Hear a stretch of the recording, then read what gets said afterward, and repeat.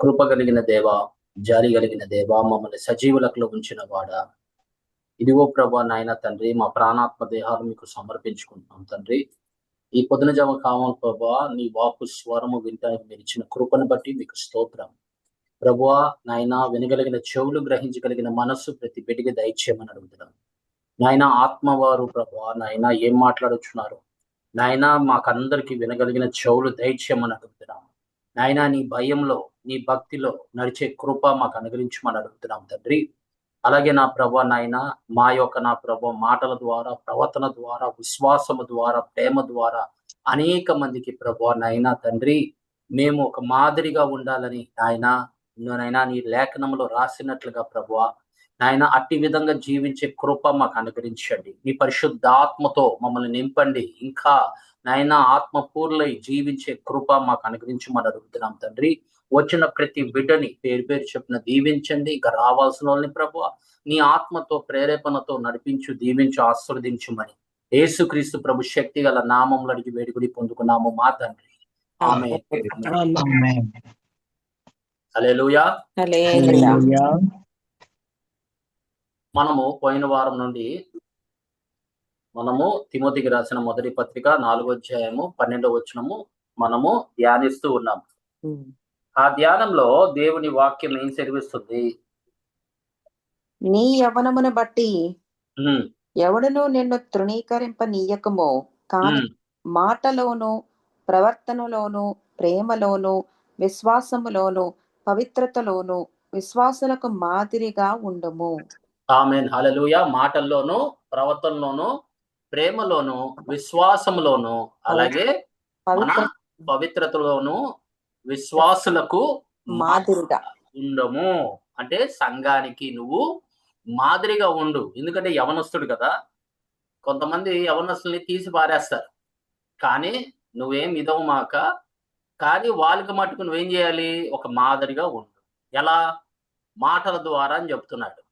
అంటే మన మాటలు ఎలా ఉండాలి? దేవుడికి అంగీకారముగా ఉండాలని దేవుడి వాక్యం రాస్తుంది. 19వ అధ్యాయంలో మన కీర్తనకారుడు చెప్తున్నాడు, నా మాటలు, నా హృదయ ధ్యానాన్ని నీ దృష్టికి అంగీకారంగా ఉన్నట్లుగా నాకు సహాయం తేజన ప్రార్థన చేస్తున్నాడు.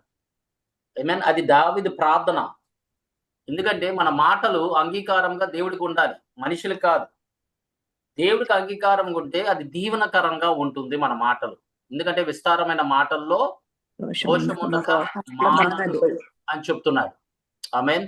అలాగే మన దేవుని యొక్క వాక్యంలో అతను మళ్ళీ రెండో విధంగా ఏం చెప్తున్నాడు? మీ ప్రవర్తనలో అని చెప్తున్నాడు. అంటే మీ ప్రవర్తనలో అంటే మీ డైలీ క్యారెక్టర్ ఏమైనా, లేకపోతే నీ కాండక్ట్, మీ బిహేవియర్, లైఫ్ స్టైల్ ఎలా ఉంది మనుషుల ముందు.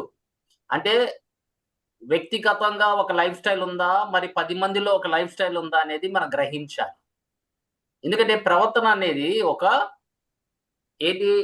దినదిన ప్రవర్తన, అనుదినము ఎలా నడుస్తున్నాం అనేది అది మార్పు ఉండదు.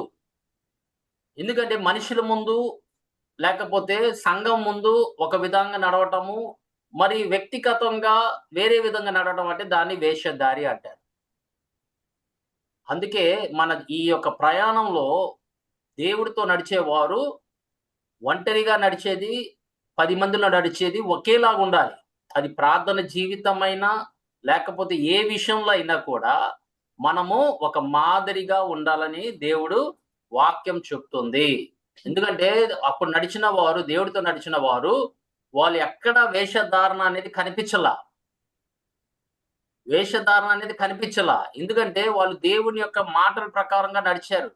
అందుకే మనం ఎంత వాక్యము తెలుసుకొని అంత వాక్యానికి లోబడగలిగితే గనక మనకు ప్రవర్తన కూడా మారుతుంది, ఆటోమేటిక్ గా మారుతుంది. ఎందుకంటే దేవుడి వాక్యంలో ఉన్న శక్తి అది. మనలో రోజు వాక్యము చదివే కొద్దీ ఏదో గుడ్డిగా చదవటం కాదు, ఏదో బైబిల్ చదవాలని చదవటం కాదు. దేవుని సంగమా, పరిశుద్ధాత్మ సహాయంతో మనం ఆయన రాసిన ప్రతిదీ మనం దానికి లోబడినట్లుగా మనం చదవాలి. You must have that interest to be submissive to the word of God. నీకు సబ్మిషన్ లేకపోతే దేవుడి వాక్యం కూడా పనిచేయదు మీ జీవితంలో. నువ్వు ఎంత చదివినా కూడా, అనేక మంది చదువుతున్నారు వాక్యము, అనేక మంది బైబిల్ గ్రంథం చదువుతున్నారు, కానీ వాళ్ళు మార్పు రావడం కారణం ఏంటంటే వాళ్ళు వాక్యం ఏదో చదవాలని చదువుతున్నారు తప్ప మారడానికైతే చదవట్లా.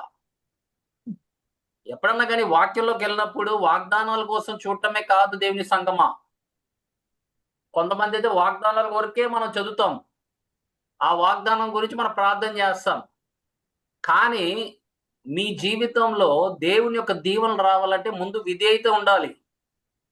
ఆ విధేయత వల్లనే నీకు ఆశీర్వాదాలు మొదలవుతాయి. అది దేవుడు నీ కోసం ఏం సిద్ధపరిచాడో ఆ ఆశీర్వాదాలన్నీ ఆయన చిత్త ప్రకారంగా మీకు అనుగ్రహిస్తాడు. అందుకే పౌలు గారు ఫిలిప్పీలు రాసిన పత్రికలో 1వ అధ్యాయము 27వ వచనంలో మీరు క్రీస్తు సువార్తకు తగ్గినట్లుగా ప్రవర్తించుడి అని చెప్తున్నాడు. క్రీస్తు సువార్తకు మీరు క్రీస్తు సువార్తకు తగినట్లుగా ప్రవర్తించుడి, అట్లు మీరు బెదరకుండుట వారికి నాశనమునకు మీకు రక్షణయును కలుగునట్లు సూచనయే ఉన్నది. ఇది మీ రక్షణకి అది సూచన ఉన్నది. అందుకే you must live according to the gospel. దేవుడు ప్రేమ స్వరూపి, దేవుడు సమాధానకర్త. అప్పుడు మనం సమాధానంతో నడవాలి. మనం అందరితో సమాధానంగా ఉండమన్నాడు. ఎందుకంటే దేవుడి వాక్యంలో ఎబ్రిల్ రాసిన పత్రిక 12వ అధ్యాయము 14వ వచనంలో ఒక మాట అంటాడు. 12:14 అవును, అందరితో సమాధానమును పరిశుద్ధతయు కలిగియుండుటకు ప్రయత్నించుడి. పరిశుద్ధత లేకుండా ఎవడనూ ప్రభువును చూడడు. ఆమేన్. ఇప్పుడు మన గోల్ ఏంటి? పరిశుద్ధతనము. ఆయన పరిశుద్ధుడు కాబట్టి మనల్ని పరిశుద్ధుడుగా ఉండమన్నాడు. కాబట్టి మన ప్రవర్తన ఎలా ఉండాలంటే పరిశుద్ధతనం కలిగి ఉండాలి. అంటే పరిశుద్ధతనం అంటే ఏంటంటే దేవుని యొక్క లైఫ్ స్టైల్లో మనం నడవాలి. ఈ సెట్ అపార్ట్, ఈ సాంక్టిఫైడ్. అందుకే మన దేవుడు వాక్యమే 17:17 ప్రకారంగా యోహాను సువార్తలో ఏం చెప్తున్నాడంటే నీ వాక్యము ద్వారా వీళ్ళని ప్రతిష్ఠ చేయుడి, నీ వాక్యమే సత్యమై ఉన్నదని చెప్తున్నాడు. దేవుని సంగమా, వాక్యం చేసే పని వాక్యం చేసుకుంటూ వెళ్తుంది. పరిశుద్ధాత్మ దేవుడు చేసే పని పరిశుద్ధాత్మ చేస్తూనే ఉంటాడు. కానీ మనము వాక్యాన్ని కానీ పరిశుద్ధాత్మ స్వరానికి కానీ మనము లోబడేవారుగా జీవించాలి. లేకపోతే ఏమవుతుందంటే నువ్వు లోబడపోతే గనక ఏ వాగ్దానం నీ జీవితంలో నెరవేర్చబడదు. నీ ఇష్ట ప్రకారం నీకు కావాల్సిన వాక్యమే చదవాలి, నీకు కావాల్సిన వాక్యమే వినాలంటే అది అవ్వదు. అది సువార్త కానే కాదు. ఎందుకంటే వేరే ఒక సువార్త ఉంది, వాళ్ళు పాత నిబంధనలను తీసుకొని మీకు బోధిస్తారని చెప్తున్నాడు. అంటే ధర్మశాస్త్రం ప్రకారం జీవించుమని. పాత నిబంధనలు తీసుకుంటామంటే ధర్మ విధుల్ని, అక్కడ ఉన్న ధర్మ విధుల్ని తీసుకొని దాని ప్రకారం పాటించటము. దేవుడు దేని నుంచి మనల్ని విడిపించాడో మళ్ళీ మనం దాంట్లోకి వెళ్ళకూడదని, అంటే పాత నిబంధన చెప్పకూడదని కాదు, అక్కడ ధర్మశాస్త్రం గురించి మనము చెప్పకూడదు, ధర్మశాస్త్రం ప్రకారం మనం నడవకూడదు అని చెప్తున్నాడు. దేవి సంగమా, మనము స్వేచ్ఛలో దేవుడు మనల్ని నడిపించాడు. అందుకే నీకు ఇచ్చిన స్వేచ్ఛని నువ్వు జాగ్రత్త కాపాడుకోమని చెప్తాడు. దేవునికి ఇచ్చిన ఆ స్వేచ్ఛని నువ్వు జాగ్రత్త కాపాడుకో, దానికి ముందు కొనసాగు అని చెప్తాడు. అందుకే మనము పరిశుద్ధతనం అనేది కలిగి జీవించాలి. పరిశుద్ధతనం పాటు మనం ఏం కలిగి ఉండాలి? సమాధానం, అందరితో సమాధానము, పరిశుద్ధతనం కలిగి ఉండాలి. ఎందుకంటే అవి కనిపించేవి. దేవుని సంగమా, ఈ ప్రవర్తనలన్నీ ఉన్నాయి చూసారా, అది మనుషులకి కనిపించేవి. నీ మాటలు వింటున్నారు, అవునా? నీ ప్రవర్తన చూస్తున్నారు. అర్థం చేసుకోండి, ఈ మనుషులకి కనిపించేవి ఇవన్నీ. మరి కనిపించేటప్పుడు వాళ్ళు వ్యక్తిగత జీవితము లేకపోతే సంఘంలో నువ్వు జీవిస్తున్న ఆ విధానము ఒకేలాగా ఉండాలి. సంఘంలోకి వచ్చినప్పుడు వేరే విధంగా, ఇంటికి వెళ్ళిన తర్వాత వేరే విధంగా జీవిస్తే గనక అప్పుడు 2 యాంగిల్స్ నీలో ఉన్నాయి. అంటే నువ్వు వేషధారివి, చెప్పినట్లుగా నువ్వు జీవించట్లేదు అని దేవుడు వాక్యం చెప్తుంది.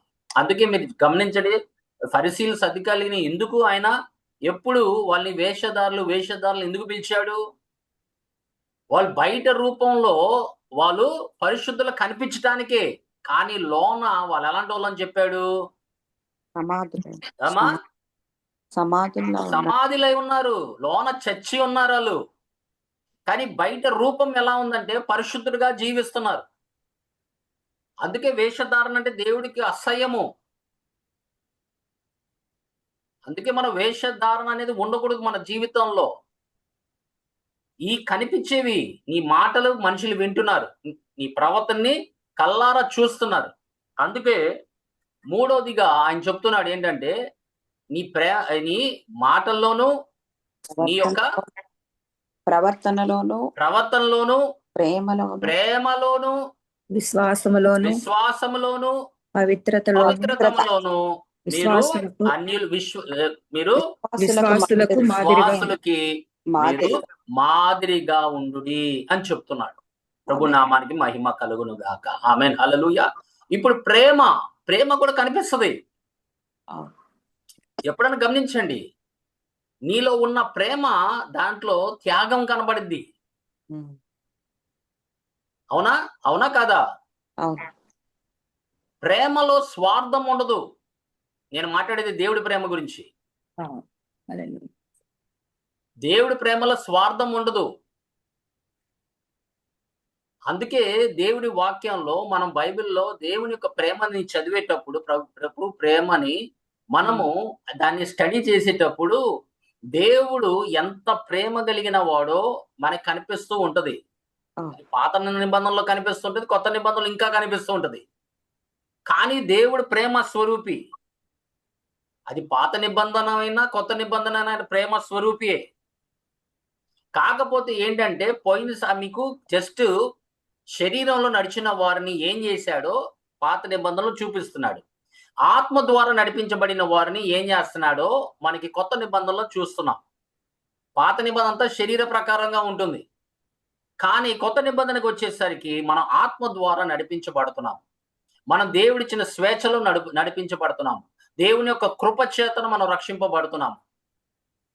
అందుకే దేవుని సంగమా, మనము దేవుని యొక్క ప్రేమ మనలో కలిగి ఉండాలని ముందు నుంచి చెప్తున్నాడు. మీరు ఎవరిని ముందు ప్రేమించాలి? దేవుణ్ణి. ద్వితీయోపదేశ కాండం 6వ అధ్యాయం 5వ వచనంలో చెప్పిన మాట, మత్తయి సువార్త 22:37లో చెప్పిన మాట ఒకటే కదా. మీ దేవుడైన యెహోవాను ప్రేమించు. ఇప్పుడు ధర్మశాస్త్రం దేని మీద ఆధారపడి ఉంది? ప్రేమ మీదే. ప్రేమ మీదన ఆధారపడి ఉంది. నీ దేవుడైన యెహోవాని ప్రేమించు. నీ పూర్ణ ప్రేమించుడి. అంతే కదమ్మా ఆజ్ఞ. రెండోది ఏంటి? ఆమేన్. ఇప్పుడు ఈ రెండిటి మీద ధర్మశాస్త్రం ఆధారపడి ఉందని చెప్తున్నాడు. ఈ 2 ఆజ్ఞల్లో ప్రేమ ఉంది. ఇప్పుడు 10 ఆజ్ఞల్లో ఏముంది? దేవుడైన యెహోవాని ప్రేమించమని చెప్పాడుగా ముందుగా. ఇప్పుడు ధర్మశాస్త్రంలో ఏం చెప్తున్నాడు? ప్రేమని బట్టి నువ్వు నీ శత్రువుని ప్రేమిస్తావు. ప్రేమని బట్టి నీవు నీ భార్య నీ పొరుగు వాడిని మీరు దొంగతనం చేయరు, వాడి మీరు ఆశించరు. ఎందుకంటే ప్రేమ కలిగిన వాడు దేవుడు నాకున్నాడని వాళ్ళు ధైర్యంగా జీవిస్తారు. దేవుని ప్రేమించిన వారు దేవుడు నా పట్ల ఉన్నాడు అని ధైర్యంగా జీవిస్తారు. దేవుడు ప్రేమ లేని వాడే ఇటు అటు తిరుగుతూ ఉంటాడు. అందుకే నువ్వు దేవుణ్ణి ప్రేమించమన్నాడు ముందు. ఇప్పుడు దేవుడి స్థానంలో నువ్వు ఏది తీసుకొచ్చినా కూడా అది ఏమవుతుందమ్మా? విగ్రహమే అవుతుందండి. అది విగ్రహమే అవుతుంది. అందుకే మనం చాలా జాగ్రత్తగా ఉండాలి. దేవుడితో నడిచేది ఏదైనా కానీ, అతన్ని రీప్లేస్ చేసేది ఏదైనా కానీ, నీ సమయము, నీ హోదా, నీ చదువు, ఇవన్నీ వస్తాయమ్మా. నీ భార్య, నీ పిల్లలు, ఏదైనా కానీ ఆయన స్థానాన్ని ఎప్పుడో రీప్లేస్ చేస్తామో అప్పుడు ఏమైందంటే ఒక విగ్రహముగా తయారయ్యారు అని మనం అర్థం చేసుకోవాలి. అందుకే అనేక విగ్రహాలు మీ హృదయాల్లో ఉన్నాయని ఎజెకియెల్ గ్రంథం 14వ అధ్యాయంలో చెప్తున్నాడు. మనిషి కుమారుడా, నువ్వు ఎంత వాళ్ళతో మాట్లాడినా కూడా వాళ్ళ హృదయాల్లో ఉన్న విగ్రహాలు నేను చూస్తున్నానని చెప్తున్నాడు దేవుడు. ప్రవక్తతో మాట్లాడుతూ వాళ్ళు హృదయంలో ఉన్న విగ్రహాలు నేను ఎరిగున్నానయ్యా, అయినా కూడా నీ దగ్గరికి వచ్చి వాళ్ళు నీ వాక్యం వింటున్నారు అని చెప్తున్నాడు. అవును, అడుగుతుంది. చెప్పాడా లేదా? అవును. ఎజెకియెలు గ్రంథం 14వ అధ్యాయం. అంతటా ఇశ్రాయేలీయుల పెద్దలలో కొందరు నా యొద్దకు వచ్చి నా ఎదుట కూర్చుండి ఉండగా యెహోవా వాక్కు నాకు ప్రత్యక్షమై ఇలాగు సెలవిచ్చెను. నరపుత్రుడా, ఈ మనుష్యులు తమ హృదయములలో విగ్రహములనే నిలుపుకొని దోషము పుట్టించు అభ్యంతరమును తమ ఎదుటనే పెట్టుకొని ఉన్నారు. వీరు నా యొద్ద ఏమైనా విచారణ చేయదగునా? కావున నీవు వారికి సంగతి తెలియజేసి ఇలాగు చెప్పుము. ప్రభువైన యెహోవా సెలవిచ్చినదేమనగా, తమ విస్తారమైన విగ్రహములను బట్టి తమ మనస్సున విగ్రహములను నిలుపుకుని తమకు దోషము కలుగజేసుకుని తమ ఎదుట అభ్యంతరము పెట్టుకుని ప్రవక్త యొద్దకు వచ్చు ఇశ్రాయేలీయులందరూ తమ విగ్రహముల మూలముగా నాకు అన్యులైరి కనుక నేను వారి ఇప్పుడు ఏం చేస్తున్నారు ఈ పెద్దవాళ్ళు? ఏం చేస్తున్నారు? అనేక విగ్రహాలు మనసులో పెట్టుకొని, హృదయాల్లో పెట్టుకొని, సేవకుడైన ఎజికెల్ దగ్గరికి వస్తున్నాడు. వచ్చి ఎజికెల్ని వాళ్ళు విచారణ చేస్తున్నారు. దేవుడు ఏం చెప్తున్నాడు? దేవుడు ఏం చెప్తున్నాడు? దేవుడు ఎందుకు మాట్లాడతాడు? అన్ని విగ్రహాలు పెట్టుకొని దేవుడు ఏం మాట్లాడతాడు? అందుకే మనం ప్రాఫెసీ కూడా చాలా జాగ్రత్తగా ఉండాలి. అనేక విగ్రహాలు మనలో ఉంటే గనక మీకు వేరే ప్రాఫెసీ వస్తుంది. అందుకే ముందు ఎరిమయ ఏం చెప్పాడు? ముందు వాళ్ళని ప్రవచించుమన్నాడు. వాళ్ళు ఏం ప్రవచిస్తున్నారు? అంత సమాధానంగా ఉంటుంది. అంత సమాధానంగా ఉంటుంది, అంత సమాధానం. కానీ దేవుడు పంపించిన సేవకుడు ఎరిమియా రివర్స్ లో ఆయన ప్రవచించాడు. ఏమని ప్రవచించాడు? మీరందరూ నాశనం అయిపోతారు, వస్తున్నాడు ఒకడు, ఇక్కడ ఏం చేస్తాడు? ధ్వంసం చేస్తాడు యెరూషలేంని అని చెప్పి చెరపట్టుకుని పోతారు. గమనించండి దేవుని సంగమా. అందుకే నీలో విగ్రహాలు ఉండి దేవుని విచారణ చేసామనుకోండి, మీకు వేరే స్వరము వినిపిస్తుంది. అందుకే మనము విగ్రహాలని ఏం చేయాలి? ప్రక్కకి త్రోసివేసి దేవుణ్ణి ముందు స్థలం, దేవుణ్ణి ప్రేమించమన్నాడు. ముందుగా మనం ఎవరిని ప్రేమించాలి? దేవుణ్ణే ప్రేమించాలి. దాని తర్వాత మన హృదయంలో ఆయన ఆత్మ ద్వారా కుమ్మరించబడిన ప్రేమ ద్వారా మనము మన శత్రువుల్ని గాని, మన సహోదరుల్ని గాని, సంఘంలో ఉన్నవారు గాని ఎవరినైనా మనం ప్రేమించవచ్చు. అందుకే ప్రేమ అనేది అది దేవుడి నుంచి రావాలి. నీ ప్రేమలో స్వార్థం ఉంటుంది. మీకేంటంటే మీకు ఇష్టమైన వాళ్ళనే ప్రేమిస్తారు. అది గుర్తుపెట్టుకోండి. మీకు ఇష్టమైన వాళ్ళనే ప్రేమిస్తారు. మిమ్మల్ని ప్రేమించిన వాళ్ళని నువ్వు ప్రేమిస్తావు. కానీ వేరే వాళ్ళు ఉన్నారు, సంఘంలో ఉన్నారు, పేదవాళ్ళు ఉన్నారు, విధవరాలు ఉన్నారు, అనేక మంది ఆర్ఫిన్స్ ఉన్నారు. మరి వాళ్ళకి ఎవరు ప్రేమ చూపిస్తారు? మనం ప్రేమించిన వాళ్ళు మనం ప్రేమిస్తే ఏం లాభం అని ప్రభు చెప్పట్లా? అవును. ఏం లాభం అమ్మా మనం ప్రేమించిన వాళ్ళని ప్రేమిస్తే? అందుకే దేవుడు ప్రేమ అనేది ఆయన మన హృదయంలో కుమ్మరించబడాలి.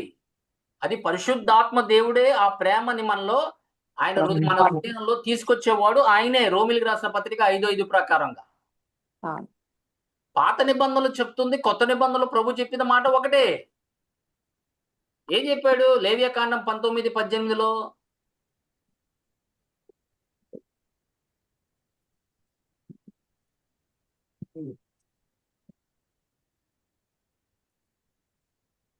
నీ కీడుకు ప్రతి కీడు చేయకూడదు, నీ ప్రజల మీద కోపముంచు కొనక నిన్ను వలె నీ పొరుగు వారిని ప్రేమింపవలెను, నేను యెహోవాను. ఆమేన్. నీ పొరుగు వాణ్ణి ప్రేమించమన్నాడు. కీడుకి కీడు ఇది పరిష్కారం కాదు. ప్రతి కీడు చేయకూడదు. కొంతమంది కీడు చేస్తారమ్మా. రోమిలికి రాసిన పత్రికలు చెప్పట్లా? Do not revile evil with evil అన్నాడు, but revile evil with good. దాన్ని ప్రేమతో మనం మార్చాలి. వాళ్ళు ఎంత మనల్ని ద్వేషిస్తారో కూడా మనకు అనవసరం. కానీ మనమైతే దేవుని యొక్క పిల్లలము. దేవుడు ప్రేమ స్వరూపి అయితే మరి వాళ్ళ పిల్లలు కూడా ప్రేమ కలిగిన వారుగా జీవించాలి కదా. మరి దేవుని వాక్యం ప్రకారంగా మనం వెళ్ళాలి అంతే.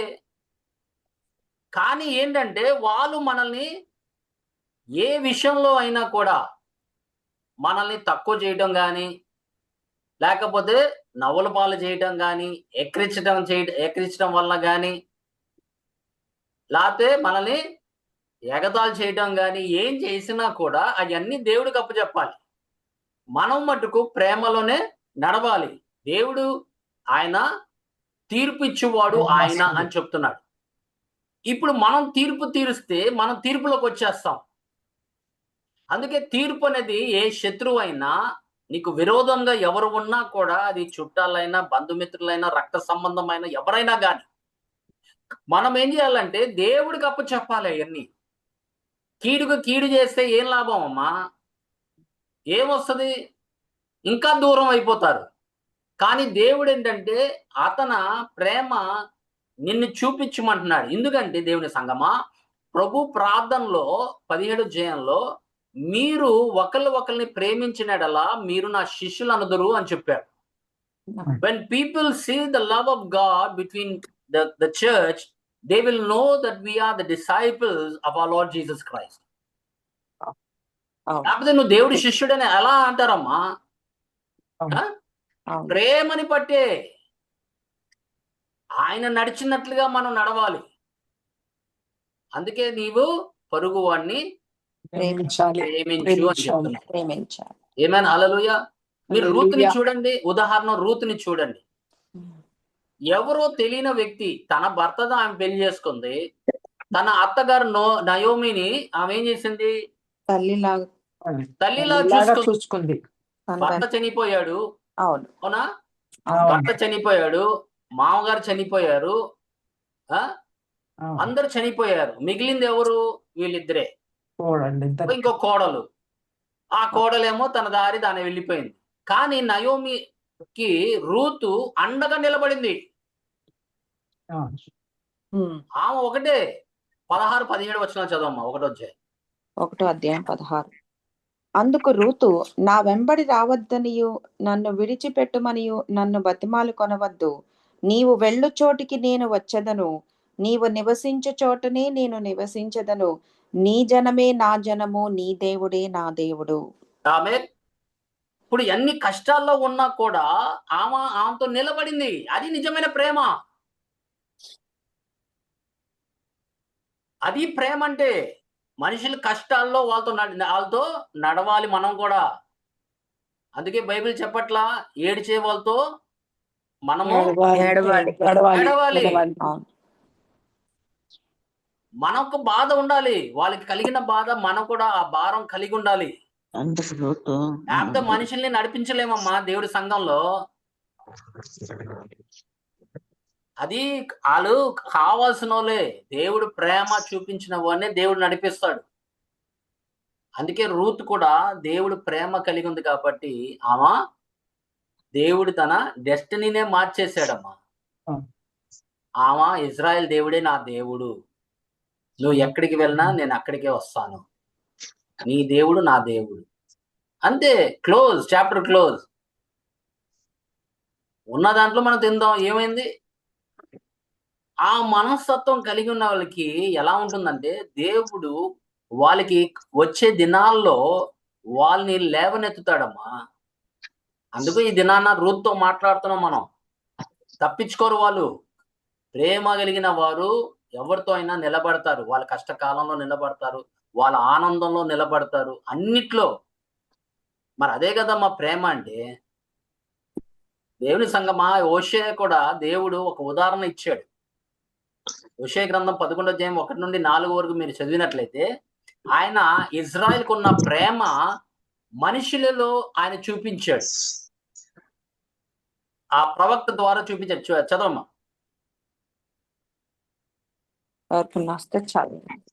హోషేయ గ్రంథము 11వ అధ్యాయము 1 నుండి 4. ఇశ్రాయేలు బాలుడై ఉండగా నేను అతని ఎడల ప్రేమ కలిగి నా కుమారుని ఐగుప్తు దేశంలో నుండి పిలిచితిని. ప్రవక్తలు వారిని పిలిచినను బయలుదేవతలకు వారు బలులు నర్పించిరి, విగ్రహములకు ధూపము వేసిరి.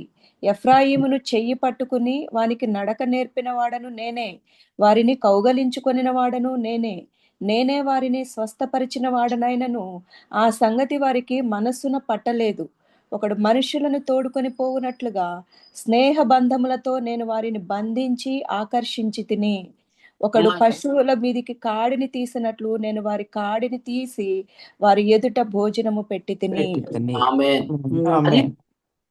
ప్రేమ ఇజ్రాయెల్ పట్ల అవును. ఎంత ప్రేమించాడంటే ఆ యొక్క వ్యక్తిని గోమర్ని వెళ్ళి పెళ్లి చేసుకోమన్నాడు. అవునా? అవును. అవునండి. గోమర్ని పెళ్లి చేసుకొని నువ్వు సంసారం చెయ్యన్నాడు. అమ్మ. చేస్తున్నాడు. అవును. ఈమెం చేసింది, మళ్ళీ ఆమె అదే రొటీన్ లోకి వెళ్ళిపోయింది. ఉమ్. ఏది? విగ్రహాలకు విగ్రహారాధనలోకి, లేకపోతే ఆ లోపలి. పాత జీవితంలోకి వెళ్ళిపోయింది. అవును. అయినా కూడా వెళ్ళి విడిపించు అని చెప్తున్నాడు. ఉమ్. వెళ్ళి విడిపించుమన్నప్పుడు వెళ్ళి మళ్ళీ విడిపించి మళ్ళీ తీసుకొచ్చాడు. దేవుని సంగమా, దేవుని ప్రేమ అటువంటిది. నువ్వు ఎన్నిసార్లు పడిపోయినా ఆయన ప్రవక్తల్ని గాని వాక్యము ద్వారా గాని ఏదో విధంగా మళ్ళీ నిన్ను పట్టుకొని ఆయన సన్నిధిలోకి నడిపిస్తున్నాడు. అది దేవుడి ప్రేమ అంటే. విడిచిపెట్టడు, ఎవరిని విడిచిపెట్టడు. చాలా మంది క్రైస్తవులకి ఆయన ప్రేమ గురించే తెలియదు. దేవుని సంగమా, నువ్వు ఎంత దూరం వెళ్ళినా కూడా ఒకప్పుడు ఆయన నిన్ని వాక్యము ద్వారా, ఆయన స్వరము ద్వారా మళ్ళీ నిన్ని ఆయన సన్నిధిలోకి నడిపించాడు. దేవుడు ప్రేమ అంటే అదేనమ్మా. ఒక ఉదాహరణ మనుషుల్లో చూపించాడు. ఆయన ప్రేమ ఏంటనే మనకి మనుషుల రూపంలో చూపించాడు. అందుకే దేవుడి వాక్యం చెప్తుంది, ప్రేమ అనేక పాపాలని, దోషముల్ని కప్పును. ఏమన్? అది కొత్త నిబంధన మాట కాదమ్మా. ఓకే. దేవుని సంగమా, అది కొత్త నిబంధన మాట కాదు, అది పాత నిబంధన మాటే. సామెతల గ్రంథం 10:12. ఇప్పుడు కొత్త నిబంధన భక్తులు ఎక్కడి నుంచి కోట్ చేస్తున్నారు? పాత చెప్పండి. నిబంధన- ప్రభు ఎక్కడి నుంచి కోట్ చేశాడు? పాత పాత నిబంధన. నిబంధనలోనే. కానీ ధర్మశాస్త్రం ధర్మశాస్త్రం ప్రకారం ప్రకారం ధర్మశాస్త్రం ప్రకారం జీవించమని చెప్పలేదు. ఎందుకంటే ధర్మశాస్త్రాన్ని ముగింపు మన ప్రభు అయిన యేసు క్రీస్తే. కానీ పాత నిబంధనలో ఉన్న ఈ కూడా వాళ్ళు ప్రవర్తనలో గాని మాటల్లో గాని మనకి పాత నిబంధనల నుంచి కొన్ని తీసుకొని మనకి బోధించారు. చదవం 10:12. ప్రేమ దోషములన్నిటినీ కప్పును, ఆమె పగ ఏం చేస్తుంది? పగ కలహమును రేపును. కలహమును రేపు పగ ఏం చేస్తుందంట? కలహమును కలహమును రేపుతుంది. రేపుతుంది. అవును. కానీ ప్రేమ దోషములన్నిటినీ దోషములన్నిటినీ కప్పును. కప్పును అని చెప్తున్నాడు. ఆమేన్, హల్లెలూయా. అంటే మనుషులు నిన్ను ఎంత ద్వేషినా కూడా నువ్వేం చేస్తున్నావు? వాళ్ళని క్షమించుకుంటూ వస్తున్నావు. అది ప్రేమ అంటే. ఎన్ని దోషములైనా కప్పును. ఆమేన్. మనం ప్రేమించగలిగితే గనక మన దోషములే కాదు, వేరే వాళ్ళకి కూడా మనము కప్పుతున్నాం, వదిలేస్తున్నాం. ప్రతిసారి ఆయన ప్రభు చెప్పినట్లుగా వాళ్ళని క్షమించు క్షమించు క్షమించు అని చెప్పుకుంటూ వస్తున్నాడు. ఎందుకంటే మనం క్షమించబడుతున్నాం కాబట్టి. అలాంటి మనస్తత్వం మనలో కూడా ఉండాలని మన ప్రభు అయిన యేసుక్రీస్తు మనకి నేర్పించాడు. అందుకే ప్రభు ప్రేమ గురించి ఎక్కువ మాట్లాడింది ప్రభువే. తర్వాత పౌల్ గారు మాట్లాడారు. ఎందుకంటే పౌల్ అనేది వ్యక్తి ఆయన దేవుడి ప్రేమని అనుభవించాడు. ఎలాంటి వ్యక్తిని ఎలా దేవుడు తయారు చేశాడనేది, ఆయన దేవుడి ప్రేమని ఆయన రాయడానికి కారణం ఏంటంటే ఆయన అనుభవించాడు దేవుడి ప్రేమని. ఎలాంటి వ్యక్తిని అనేక మందిని నేను దూషించాను, అనేక మంది క్రైస్తవుల్ని నేను హింస పెట్టాను, వాళ్ళ జీవితాల్ని నేను నాశనం చేశాను, అయినా కూడా దేవుడు నన్ను పిలిచిన విధానము ఆయనకు అర్థమైంది. దేవుడి ప్రేమ అంటే ఏంటనేది ఆయనకు అర్థమైంది. అందుకే ఈ 2 ఆజ్ఞలతో పాటు ప్రభు ఒక కొత్త ఆజ్ఞని మీకు ఇచ్చుచున్నాను అని చెప్తున్నాడు. ఏంటమ్మా కొత్త ఆజ్ఞ? సహోదరులను ప్రేమించు. సహోదరుల్ని ప్రేమించు. ఆమేన్, హల్లెలూయా. ఎందుకంటే ఇప్పుడు సంఘం స్టార్ట్ అవుతుంది. ఆయన సైడ్ లో నుంచి ఆయన పొడిచినప్పుడు ఏమొచ్చింది? నీరు రక్తము స్రవించింది. నీరు రక్తము. ఇప్పుడు మీరు ఎలా జన్మించారు? ఆ రక్తం ద్వారానే, ఆ నీరు ద్వారానే సంఘం స్టార్ట్ అయింది. అక్కడి నుంచే వధువు వచ్చింది. ఇప్పుడు వధువు రాబోతుంది కాబట్టి ఇప్పుడు ఒక కొత్త ఫెలోషిప్ స్టార్ట్ అవబోతుంది.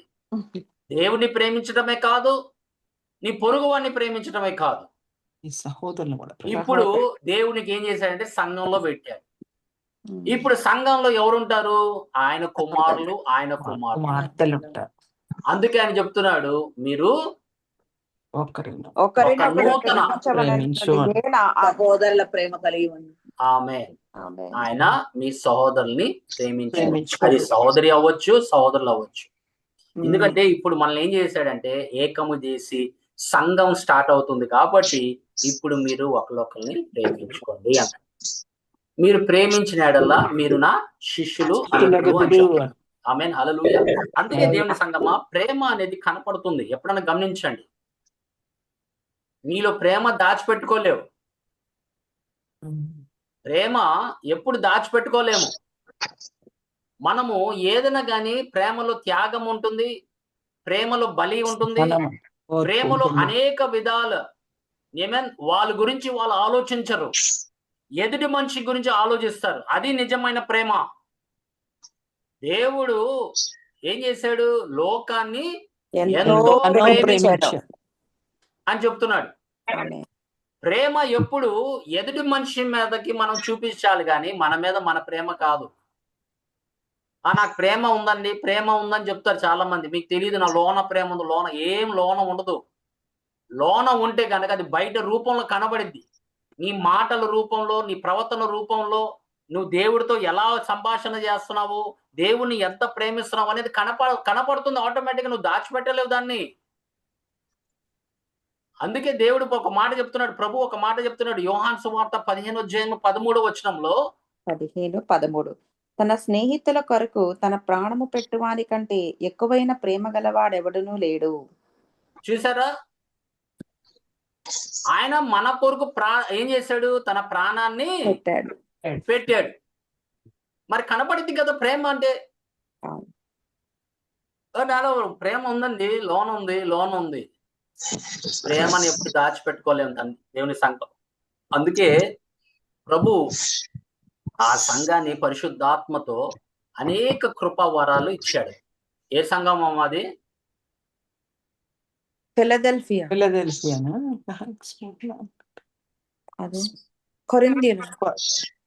కొరింథీయులకు రాసిన పత్రికలో ఉంది కదా, 12వ అధ్యాయం. కృపావరాలు, అనేక కృపావరాలు దేవుడు వాళ్ళకి అనుగ్రహించాడు.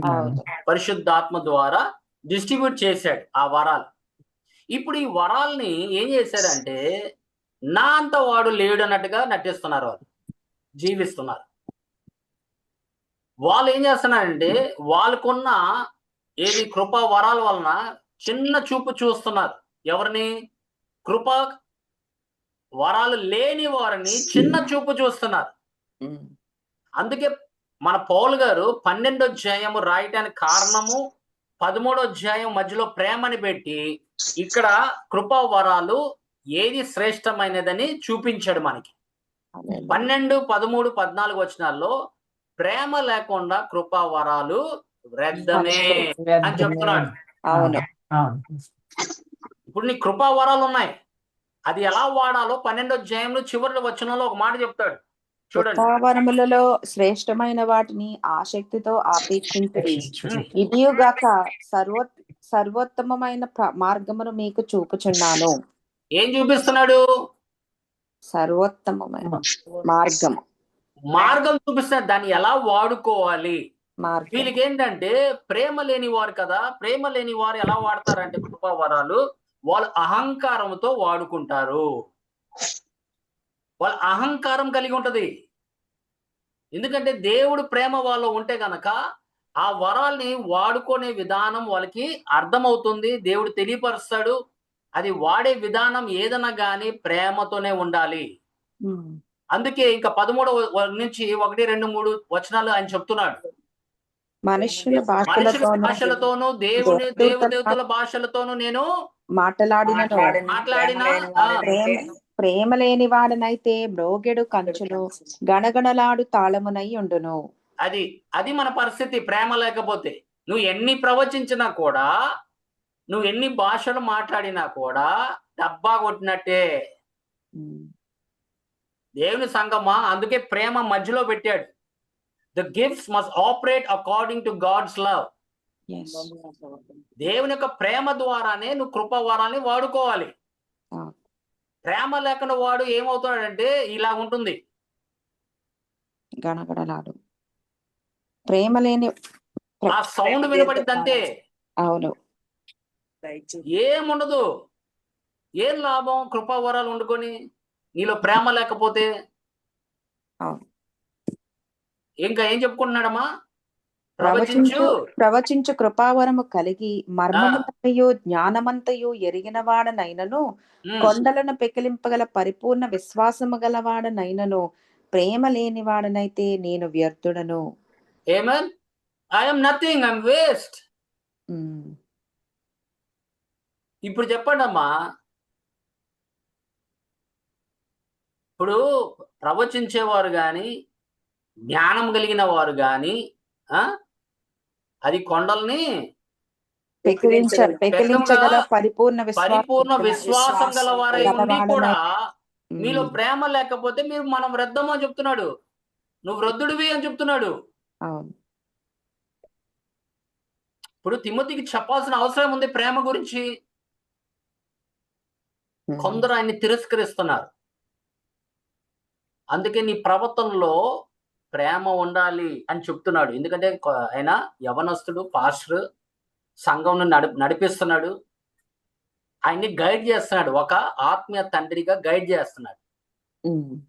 అందుకే దేవుని సంగమా, మన ప్రేమ కలిగి ఉంటే గనక దేవుడు ఆ కృపా వరాల్ని ఇంకా అత్యధికముగా వాడుకునే కృప కూడా మనకిస్తాడు. అది ఎక్కడికి వెళ్ళినా కూడా ఆటోమేటిక్ గా నువ్వు ఎవరేం చెప్పక్కర్లా ప్రవచించండి అని, ఎవరు చెప్పక్కర్లా భాషలు మాట్లాడమని. ఆటోమేటిక్ గా దేవుడు ఆ కృప ఇస్తాడు. నువ్వు 10 మందిలో ఉన్నప్పుడు ఆటోమేటిక్ గా భాషలు వచ్చేస్తాయి, ఆటోమేటిక్ గా నువ్వు ప్రవచిస్తావు. ఎందుకంటే దేవుడు వాడుకునే విధానం అలా ఉంటుందమ్మా. ఏదో 10 మంది ముందు మనం ప్రవచించి తర్వాత అయ్యా నాలో ప్రేమ ఉంది ప్రేమ ఉంది ప్రేమ ఉంది చెప్పుకొని తర్వాత ఇటు అటు మాటలు ఇటు అటు చేస్తే అది ప్రేమ? మీరు చెప్పండి, ప్రేమ అది? నీ సహోదరుని తక్కువ చేసి మాట్లాడితే అది ప్రేమ? ఒక సహోదరుని తీసి పారేస్తుంటే అది ప్రేమ కాదే, అది ప్రేమ కాదు. అలా పాపము చేసినడలా మనము అడగాలి, అంతేగాని మనము ప్రేమని కూడా వాడే విధానం ఉంది. దేవుని సంగమా, దేవుడి ప్రేమ అనేది మన హృదయాల్లో ఆత్మ ద్వారానే కుమ్మరించబడుతుంది. ప్రేమ 11వ వచనం చూడమ్మా, 8వ వచనం చూడమ్మా. 8వ వచనం.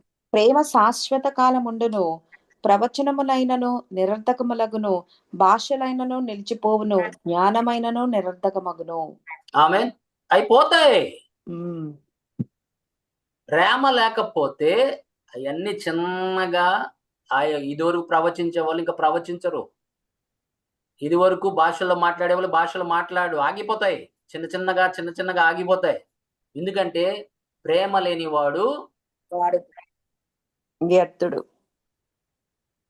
వృద్ధుడని చెప్తున్నాడు. అందుకు మీరు గమనించండి, చాలా మంది ఇదివరకు భాషల్లో మాట్లాడిన వారు, ప్రవచించిన వారు ఇప్పుడు ప్రవచించట్లా. ఈ సంఘంలో మీరు గమనించండి అమ్మా, ఒకప్పుడు నేను చూశాను వాళ్ళని, సంఘంలో వాళ్ళున్న భాషలు, వాళ్ళకున్న ప్రవచన వరము చాలా, అసలు నిలబడితే చాలు దేవుడు మాట్లాడే వాళ్ళతో. కానీ ఇప్పుడు లేదు. ఎందుకంటే కృప వరాన్ని ఎక్కువ హెచ్చించారు దేవుడి ప్రేమ కన్నా.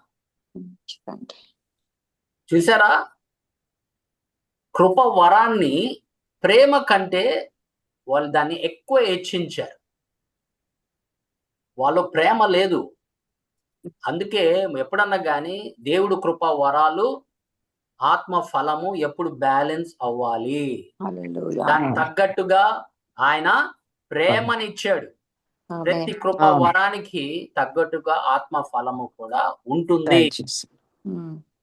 ఆ ఆత్మ ఫలము ఏంటంటే మనల్ని తగ్గింపుకునే స్వభావం ఇస్తుంది.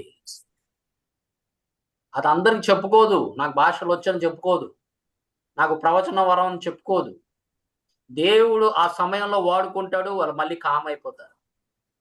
అంతే.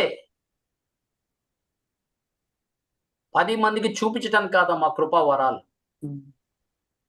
లేని వారికి చూపించడం కాదు కృపా వరాలు. అది దేవుడు మహిమ కొరకే వాడబడాలి.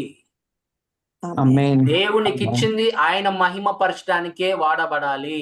ఆమేన్. అందుకే ఆమేన్. భాషలతో మాట్లాడేవాడు మనుషులతో కాదు దేవుడితో అన్నప్పుడు దేవుడితో మాట్లాడు. అవును.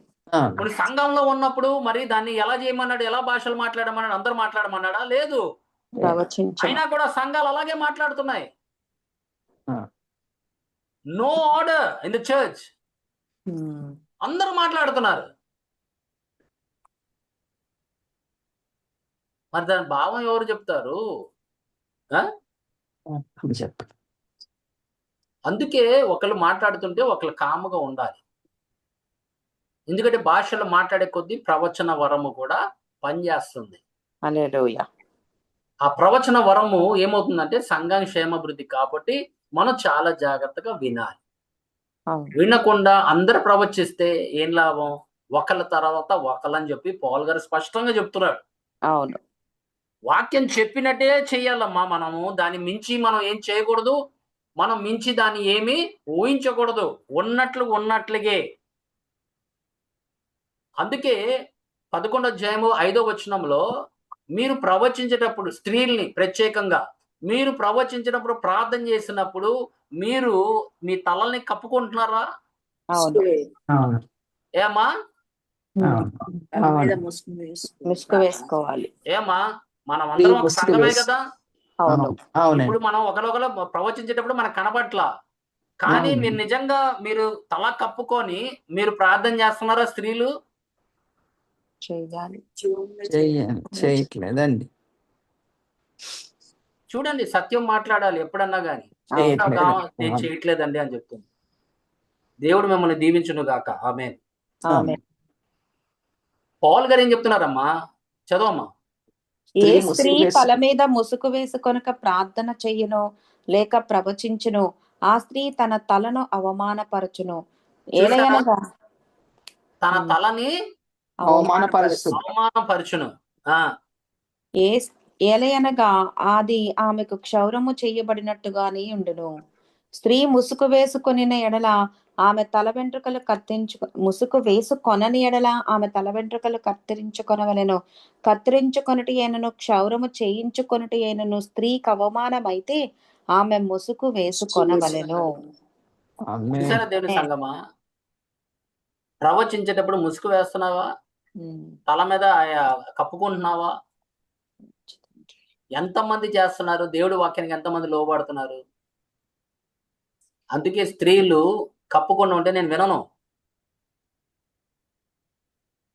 పొరపాటున కూడా వినను.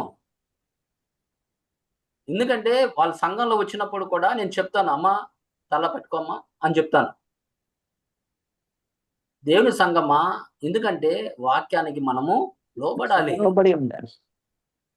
వాక్యానికి లోబడే వారికేనమ్మా ఆశీర్వాదాలు. అక్కడే స్టార్ట్ అవుతుంది ఆశీర్వాదాలు. నువ్వు ఎంత లోబడతావో వాక్యానికి అంత మనము ఆశీర్వదించబడతాము.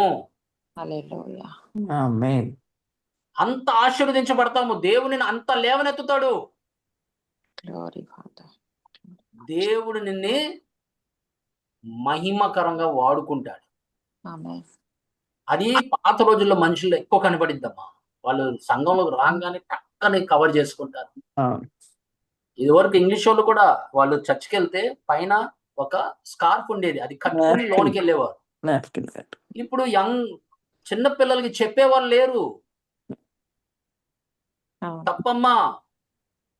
నేనైతే పిలుస్తాను చిన్నపిల్లల్ని, రామ్మా దేవుడి వాక్యం అలా చెప్తుంది, నువ్వు అలాగే చేయి, నువ్వు దీవించబడతావు అని చెప్తాను. దేవుని సంగమా, ప్రేమ అనేది చెప్పే విధానంలో ఉంటుంది. పక్కకి తీసుకెళ్ళి వాళ్ళకి చెప్పించాలి. 10 మంది ముందు వాళ్ళని తిట్టి ఇచ్చేయటం ప్రేమ కాదు. వాళ్ళు పాపం చేసినట్లయితే 10 మంది ముందు వాళ్ళని నిలవతీయమన్నాడు తప్ప వేరే విషయాల్లో వాళ్ళు తప్పు అడుగులు వేస్తున్నప్పుడు పక్కకు పిలవాలి. ఇప్పుడు మన అపోలో ఉన్నాడు, ఆయన లేఖనంలో ఏమై ఉన్నాడు? ప్రావీణ్యుడు. ప్రావీణ్యుడు. అవును. కానీ కరెక్ట్ మార్గంలో ఆయనకి తెలియపరచబడాల. అవును. తెలియపరచబడపోతే ఏం చేశారు? అపోల్లో ఎక్వల ప్రిస్కల ఏం చేశారమ్మా? పక్కకు పక్కకు తీసుకెళ్లి మార్గం మొత్తం చెప్పారు ఆయనకి. అవును. అది విధానం. సంఘంలో ప్రేమ అంటే అదే. అంతేగాని ఏమాట్లాడుతున్నాడే ఈయన ఏం తెలియదు అని చెప్పారు అనుకోండి 10 మంది ముందు, అది ప్రేమ కాదు. ప్రేమ ఎవరిని అవమానించదు. అది గుర్తుపెట్టుకోండి. ప్రేమ ఎప్పుడు ఎవరిని అవమానించదు. ప్రేమ చెప్పే విధానంలో మనకి తెలియపరచబడుతుంది ప్రేమ ద్వారా. నువ్వు ప్రేమతో చెప్పండి, మాట్లాడండి మనుషులతో, వాళ్ళు ఆటోమేటిక్ వింటారమ్మా. ఇప్పుడు వినకపోయినా కొంతకాలానికి వాళ్ళు కూర్చొని ఆలోచించినప్పుడు, బ్రదర్ గారు ఎలా చెప్పారు, సిస్టర్ గారు ఎలా చెప్పారు అని చెప్పి నా ప్రేమతో చెప్పారు, 10 మందిలో తిట్టలేదు నన్ను, 10 మందిలో నిలబెట్టలేదు అని చెప్పి వాళ్ళు నేర్చుకుంటారు. అంతేగాని ఎప్పుడు ఏలి పెట్టి చూపించడం కాదు ప్రేమ అంటే. చెప్పే విధానంలో చెప్పాలి. ఎప్పుడన్నా పాపం చేసినాడా 10 మందిలో వాళ్ళని నిలబెట్టమని చెప్పాడు. అంతే తప్ప ప్రేమ ఎప్పుడు కనపడుతుందమ్మా మన మాటల రూపంలో కానీ, మన ప్రవర్తనలో కానీ ప్రేమ అనేది కనిపిస్తూ ఉంటది. అందుకే రోమిలికి రాసిన పత్రిక 5:8 ప్రకారంగా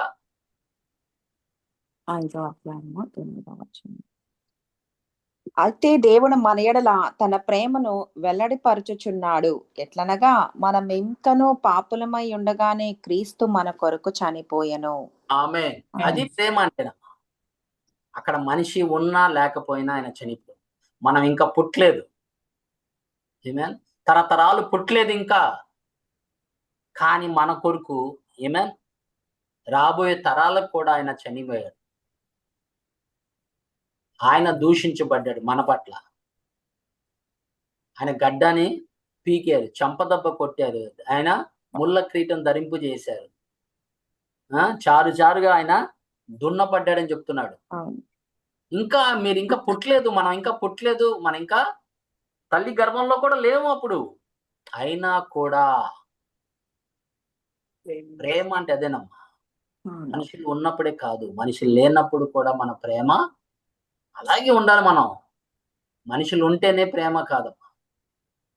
దేవుని సంగమా, ప్రేమ, దేవుడి ప్రేమ శ్రేష్టమైనది, అది గొప్పది. మన ప్రభు పాదాల దగ్గర కూర్చొని ఆ ప్రేమ మనం పొందుకోవాలి. ఎందుకంటే మన ప్రేమలో స్వార్థం ఉంటుంది. మన ప్రేమలో స్వార్థం ఉంటుంది. మన వారి గురించి మనం ఆలోచిస్తాం, ఎదుటి మనిషి గురించి ఆలోచించాం. కానీ దేవుడు అలా కాదు. ఎదుటి మంచి కోసం ఆయన ఆలోచించాడు. అందుకే తన అద్వితీయ కుమారుడు మనకి ఈ లోకానికి పంపించాడు. మనం నశించిపోతున్నాం. ఆయనకి ఏమవుతుందమ్మా? ఆయనకి దేవదూతలు లేరా? ఆరాధించడానికి దేవదూతలు లేరా? పోతే పోయినా వీళ్ళందరూ నాశనం అయితే నాకేంటి అని అనుకోవచ్చు కదమ్మా. మనల్ని విడిచిపెట్టి ఇంకా మీ కర్మ మీది అని చెప్పేసి ఆయన ఏం వదిలిపెట్టలేదు కదమ్మా. అప్పుడు మనం ఎలా విడిచిపెడతాం మనుషుల్ని? మీరు చెప్పండి. దేవుడే ఒక ప్రాణిని కాపాడడానికి ప్రయత్నం చేస్తున్నాడు, ప్రవక్తల్ని పంపిస్తున్నాడు, వాక్యాన్ని పంపిస్తున్నాడు, సేవకుల్ని పంపిస్తున్నాడు, ఒక మనిషి ఆత్మ సంపాదించుకోవడానికి. మనమైతే ఇంకా ఆడు మారాడు, ఇంకా ఆడితో మాట్లాడతాం, వేస్ట్ అని చెప్తాం. దేవుని సంగమా, దేవుడు ప్రేమ స్వరూపి. ప్రేమ లేని వాడు దేవుణ్ణి ఎరగడు అని చెప్తున్నాడు. దేవుడు ప్రేమ స్వరూపి. ప్రేమ లేని వాడు దేవుణ్ణి ఎరగడు. మారుమనసు పొందానండి, బాప్తిజం తీసుకున్నానండి అని చెప్పొచ్చు మీరు. కానీ బైబిల్ స్పష్టంగా చెప్తుంది. యోహాన్ రాసిన మొదటి పత్రిక 4వ అధ్యాయం 7 నుండి 12 వరకు చదువు.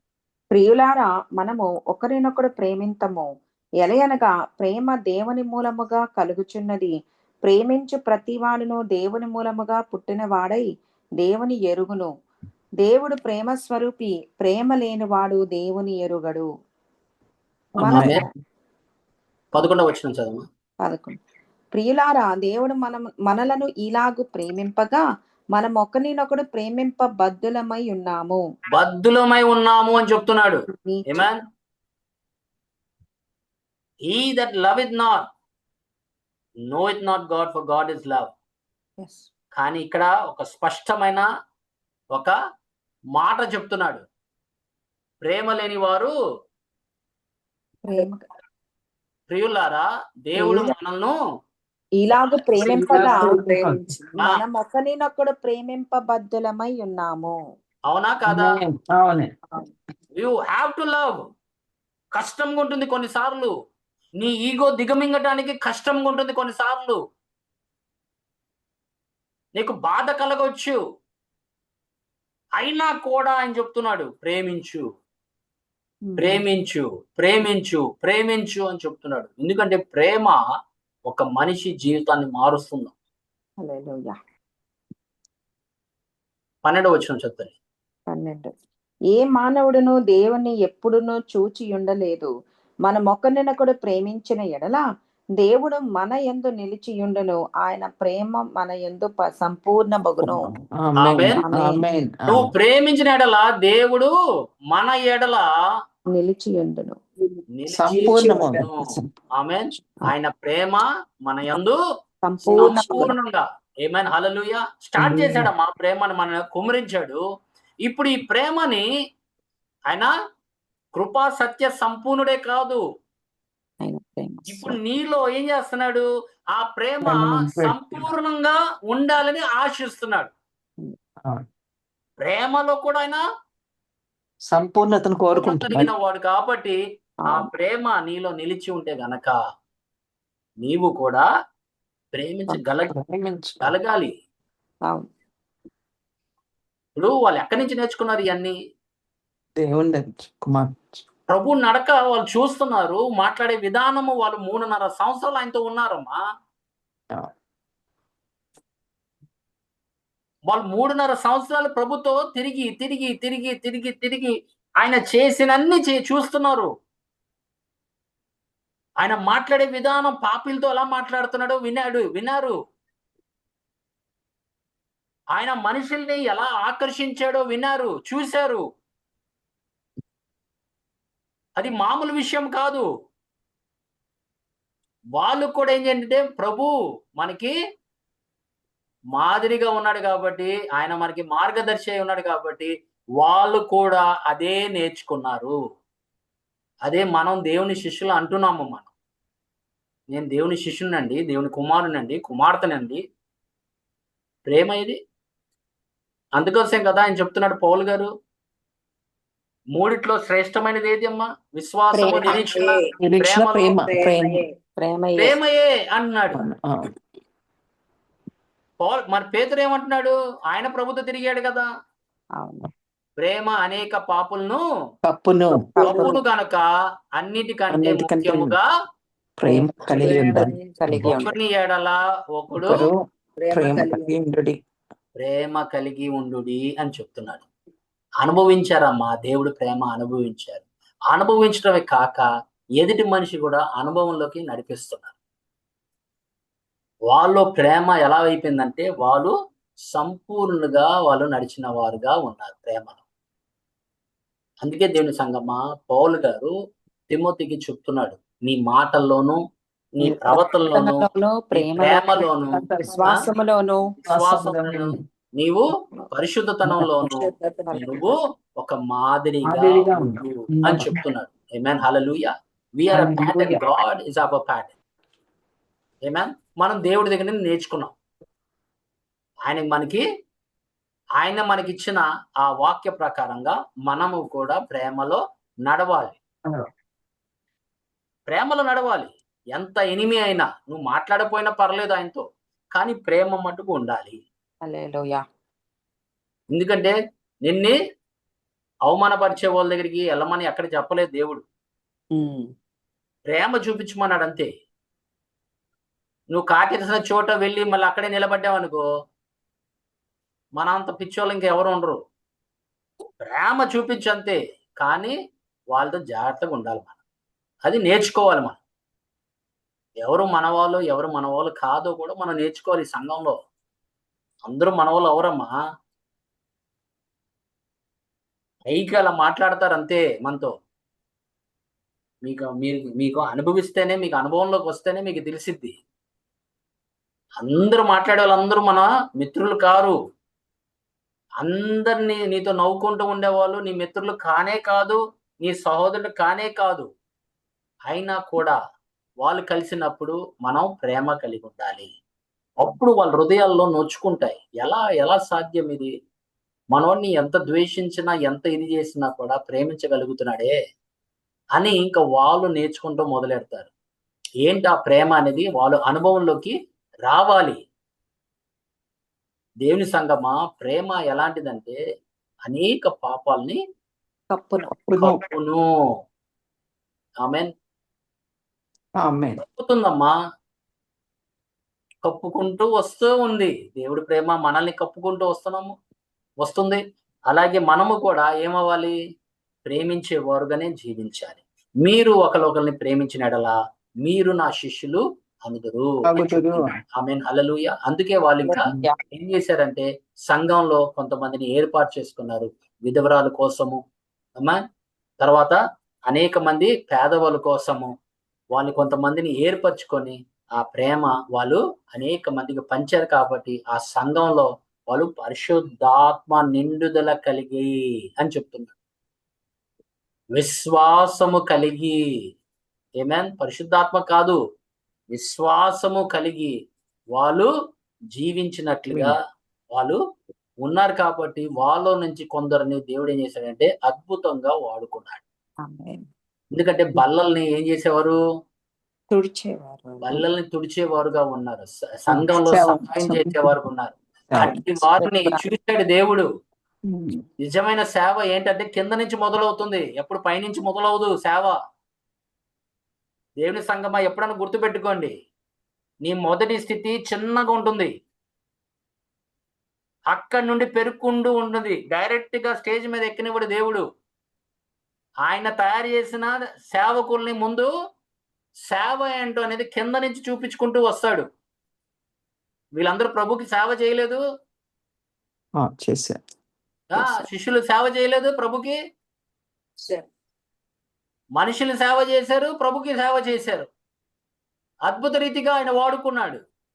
తర్వాత ఈ అపోస్తల కార్యం 6వ అధ్యాయంలో పరిశుద్ధాత్మ నిండుదల కలిగి వాళ్ళు చేయాలా ఇలాంటి పనులు?